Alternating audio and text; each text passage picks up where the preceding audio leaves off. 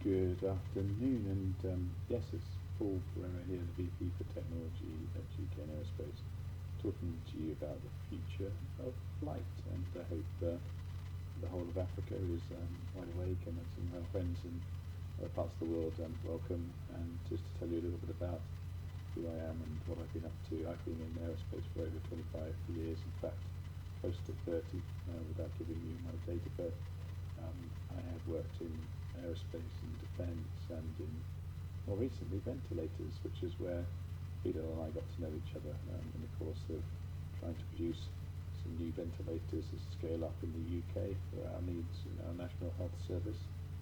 We developed 2 different ventilators and produced within 6 weeks over 10,000, and 12 weeks over 14,000, so a bit of a success in moving us to a new place in our territory, but more about designing for manufacturing digital, and I'll talk more about that later.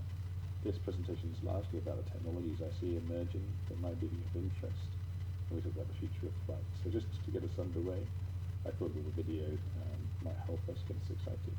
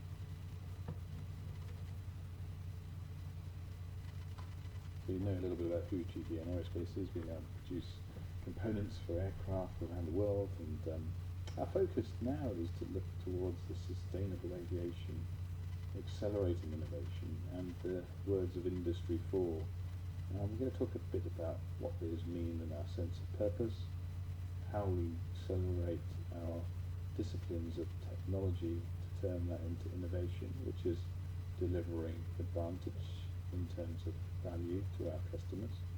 And we're going to talk about Industry 4, which is all around the use of digital data to improve the feedback that we can get from our manufacturing, from the design to the manufacturing to the in-service, and bringing that all together to really transform what could be a new way of flying for us all. And with the world where we are with COVID, this presentation set amongst the background of a lot of people with aircraft on the ground, in particular our customers and our customers' customers. Our customers are Boeing and Airbus and GE and Pratt & Whitney. All of us are looking at the engines, but we're also partnered with Boeing and Airbus on sustainable aviation, looking at bringing new technologies to the table. We'll talk about that today. So let's start with that. This lady, Greta Thunberg, at a very young age, started to voice her disapproval of governments and technology from scientists was being touted around, but money, words and no actions is kind of what she applauded us to think about and start to listen to those scientists. And what they've been telling us is that the world is actually already in a challenging position before COVID, And the situation we find ourselves in today is that more people will unfortunately die, not from just COVID, but many more multiples from the climate change situation over the next years. So the quicker we can come to resolution that, well, we take our own medicine and solve some of the challenges, that we then help bring society back to where it needs to. And for us, we look to the climate strike from last year, and we've seen signs of burning rainforests in Australia and swamps of water in both India and Africa. We recognise the impact that the rest of the world is having on parts of this world, and we look to this guy who, a Reading University lecturer, suggested that we look towards our own footprint, and motivated me to think about what's our new position that we're going to take in this market. We need to think about sustainability. This chart actually shows from left to right over the course of the last 50 years how the temperature differential has moved. As we move to the right, we're right up here in the corner. Significant growth in overall temperatures, largely down to greenhouse gases and CO2 emissions. This isn't news to anybody, but of course the World Economic Forum assesses risks, strangely enough, and none of those risks from 2019 saw a major pandemic with any high likelihood. Of course it was a very low likelihood. But they did see extreme weather events, failure of climate change, natural disasters, man-made disasters, biodiversity, and ecosystem collapse, which we all must take in our stride, but not just sit there, because not only the likelihood was significant, but the impact of these things on the whole of the world is seen to be significantly higher than any other things that might be around us. There was the spread of infectious diseases, huge impact, but relatively low chance of it happening. When you combine the two, obviously, COVID has shown us that it can happen, and we need to think about what we can do to improve our impact as man on this environment, on this beautiful country that you live in Africa, and the world around us. That biodiversity, those natural disasters continue to happen, and we need to take account of what we're doing to improve that position. So here we are. We look at the carbon dioxide that we are creating. In 2005, we plot the aviation growth going forward to 2050, and there's something remarkable about the way that we're travelling around the world today, or have been up until pre-COVID times, where even the smallest countries in the world have now got their own airlines, and some of those are growing at an exponential rate.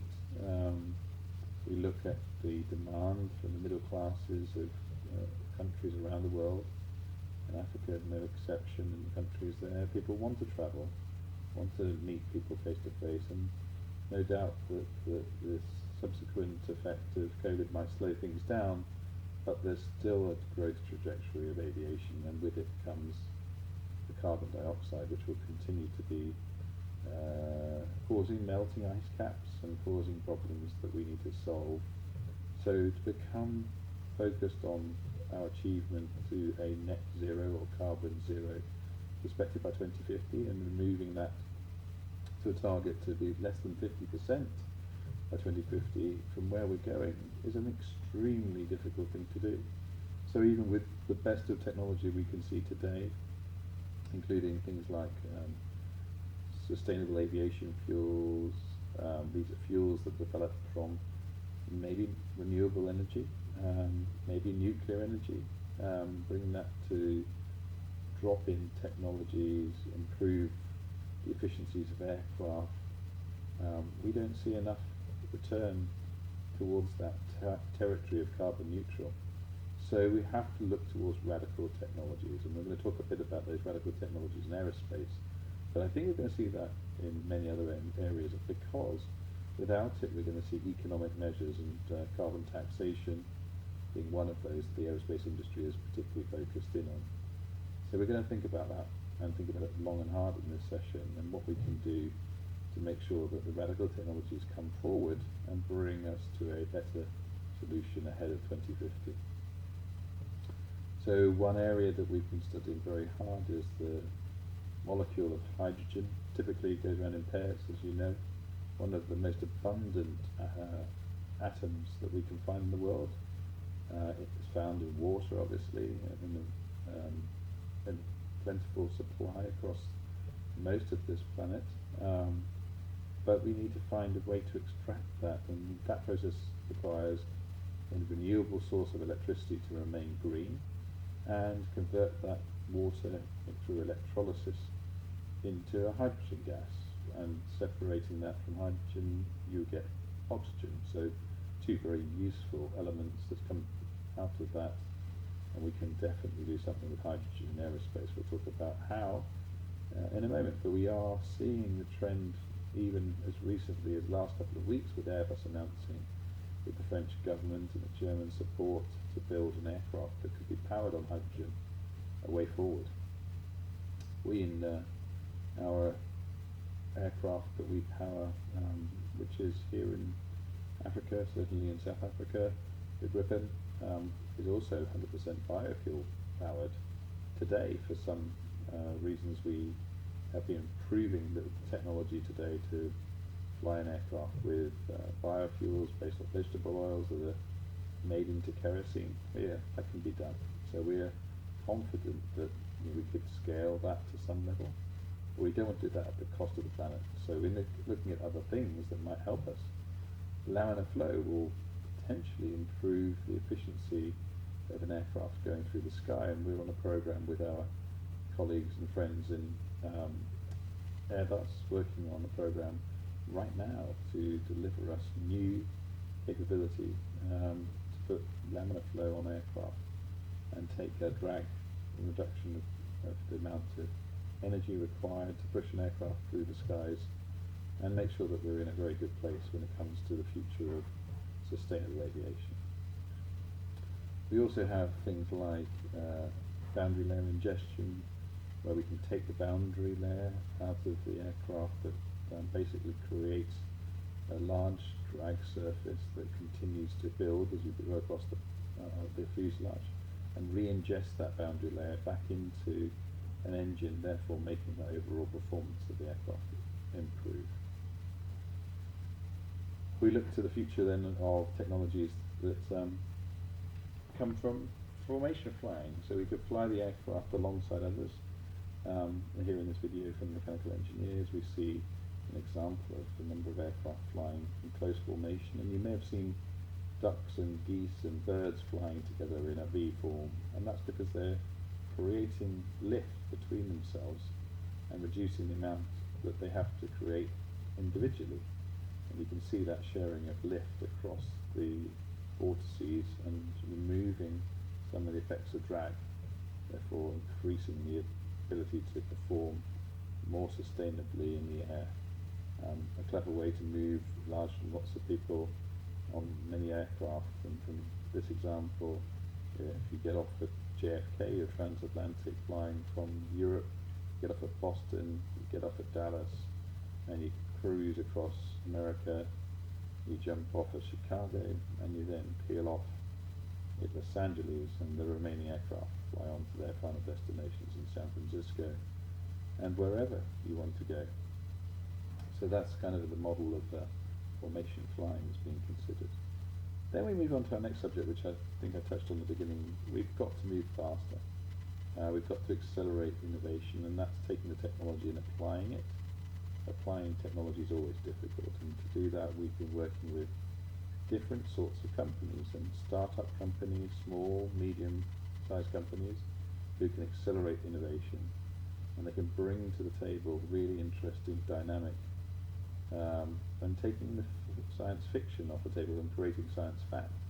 In fact, what we've discovered is that it is possible that we could be working in a scenario like this, where drones and piloted aircraft, but with an urban air mobility tag to them, could be flying within the next 2 to 3 years in places like Dubai and Singapore. Certainly we think the cargo aircraft could be flying much more soon in other environments, and we're looking forward to seeing that happen. we're actually building one of our own. We see that the power situation and accelerating the use of new power technologies will be key, and also the power of data. What are we going to do with all of these aircraft that are flying and all the data that's coming from them? And we have to use that sensibly to improve maintenance, fuel burn, make the aircraft more efficient. And one of the colleagues of ours at the moment was a startup that we're working with who effectively monitors the engines for when they should be jet washed. And when we put jet wash in an aircraft engine, basically improves the performance of an engine so that you can get more value out of the aircraft and also spend less money on fuel. Less money on fuel is good because it means that we're burning less CO2. So these are good things that are happening already, but accelerating those requires us to think differently. And we talk about Industry 4 as an example of how we could be working. I'm keen to really describe this in a way that people can understand, because it's quite a lot of buzzwords. But what does it mean to us in GKN? We've been thinking about Industry 4 from 3 axes. Augmented workers, and we can talk about bringing people together with data, allowing them to make better informed decisions quicker on task. We can talk about what we've been doing on digital twins, and these are examples of real processes captured in a digital environment, so we can simulate alongside the real world and try out new ways of gaining productivity and feeding back into the production process. Any gains that we can get from that technology can make it go faster, quicker, cheaper and better. We're also looking at new technologies under a banner of things that we call Made Smarter in the UK, working with our government to support the development of additive manufacturing. I'm currently working on projects today which benefit from using that technology to prototype, but also produce mass customization. In fact, I'm using it to do a mass customization of masks to see if we can improve the comfort, reusability of masks.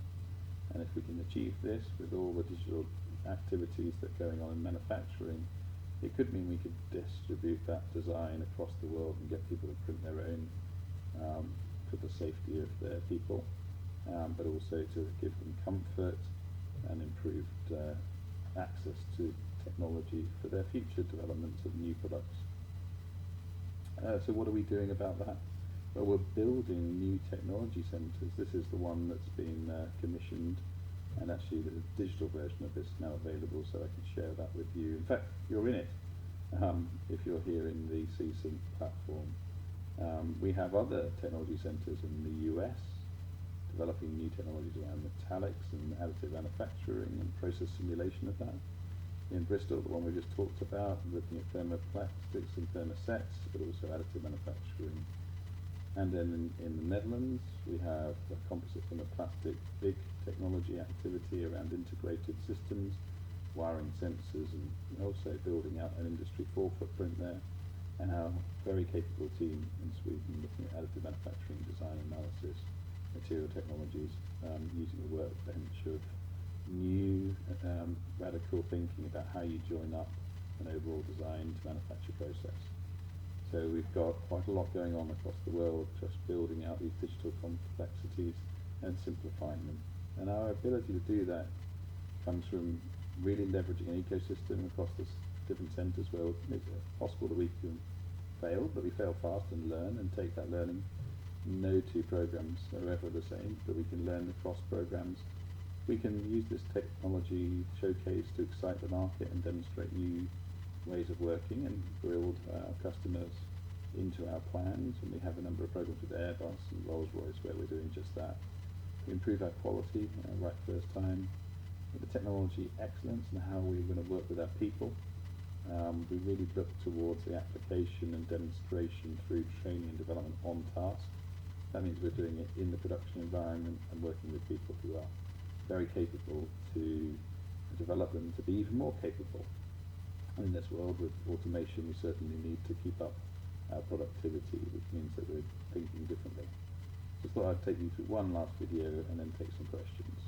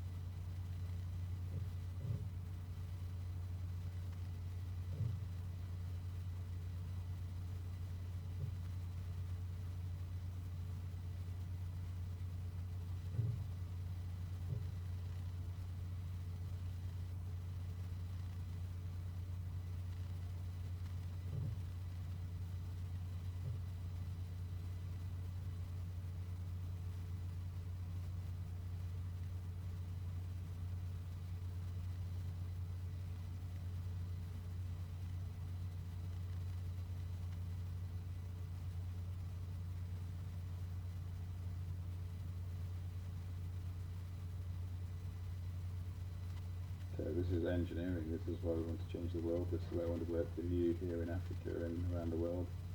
And we look forward to the next opportunity to work together. So engineering is it. This is who I am. I want to give you a chance to ask some questions, so I've left a bit of space to now do just that, and hopefully you've learned something and I will learn something from talking to you. And that's my motto of my life in engineering. Speak to you very soon.